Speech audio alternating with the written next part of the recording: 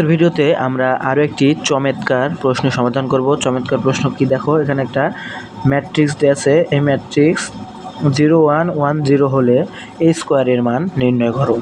অর্থাৎ আজকের ভিডিওটা কোন রিলেটেড, এটা হচ্ছে ম্যাট্রিক্সের গুণ সম্পর্কিত ভিডিও। তাহলে দেখো আমরা ম্যাট্রিক্সের গুণ এটা কিভাবে করব। ম্যাট্রিক্সের গুণ a স্কোয়ার বের করতে বলছে। a স্কোয়ার মানে আমরা জানি কি a স্কোয়ার ইকুয়াল টু আমরা কি জানি a ইন্টু a মানে কি a স্কোয়ার। তাহলে আমাদেরকে এটা গুণ করতে হবে। তাহলে a স্কোয়ার ইকুয়াল টু কী হবে, এই a ইন্টু a এর মান বসায় দাও। দেখো এর মান 0 1 1 0। লেখা না বোঝা গেলে তোমরা আমার কথা শোনো তাহলেই হবে। ইন্টু 0 1 1 0। তাহলে দেখো বসিয়ে দিচ্ছি। এখন আমাদের গুণটা তো জানতে হবে নাকি, গুণের শর্তটা কি দেখো। আশা করি তোমরা গুণ জানো, আর না জানলে সমস্যা নেই। দেখো আমি দেখিয়ে দিচ্ছি। গুণ এটা দেখো আমরা জানি এটা হচ্ছে সারি আর এটা হচ্ছে কলাম, এতটুকু জানি।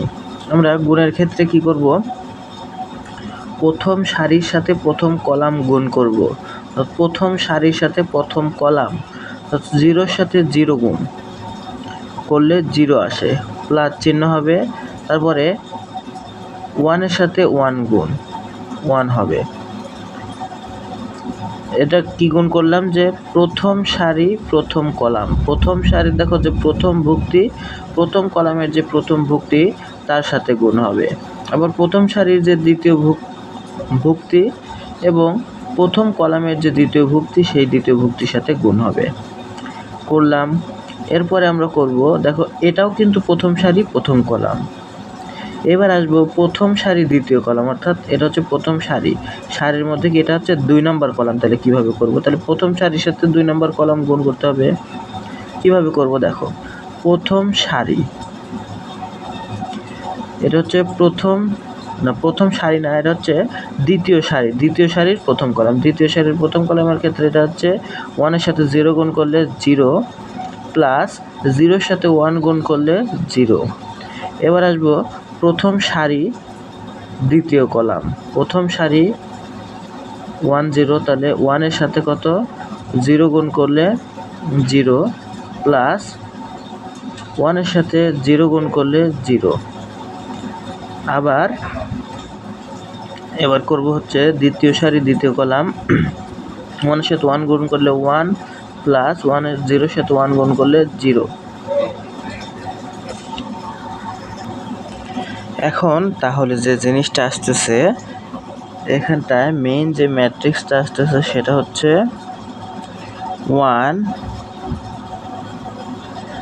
0 0 0 গুণ করলে 0, 1-এর সাথে 0 যোগ করলে 1। এটাই হচ্ছে কি অ্যান্সার। আরও একটা জিনিস তোমাদের ছোট্ট করে জানিয়ে দিই। দেখো মনে করো একটা ম্যাট্রিক্স, এটা হচ্ছে 2, গুণন 3, এবং বি একটা ম্যাট্রিক্স, এটা হলো 3 গুণন 4। এখন বলছে এই দুইটা ম্যাট্রিক্স গুণ করা যাবে কি না। গুণ করা তখনই যাবে যখন প্রথম ম্যাট্রিক্সের কলাম সংখ্যা দ্বিতীয় ম্যাট্রিক্সের সারির সংখ্যার সমান হবে। অর্থাৎ এই ক্ষেত্রে এ ম্যাট্রিক্সের সারি হলো 2, কলাম হচ্ছে 3, বি ম্যাট্রিক্সের সারি হলো 3, কলাম হচ্ছে 4। তাহলে এই ম্যাট্রিক্স গুণনের ক্ষেত্রে দেখা যাচ্ছে যে প্রথম ম্যাট্রিক্সের কলাম সংখ্যা 3 এবং দ্বিতীয় ম্যাট্রিক্সের সারির সংখ্যা 3, অর্থাৎ এই ম্যাট্রিক্সটা গুণনের যোগ্য। গুণ করার পর এই ম্যাট্রিক্সের যে আকার দাঁড়াবে, মনে করো যে সেই ম্যাট্রিক্সের আকার দাঁড়াবে হচ্ছে সি একটা ম্যাট্রিক্স হবে। এই সি ম্যাট্রিক্সটা কেমন হবে, সি ম্যাট্রিক্সটা দেখতে হবে এই এ ম্যাট্রিক্সের সারি গুণন বি ম্যাট্রিক্সের হচ্ছে কলাম, অর্থাৎ 2 গুণন 4 এই আকারের হবে।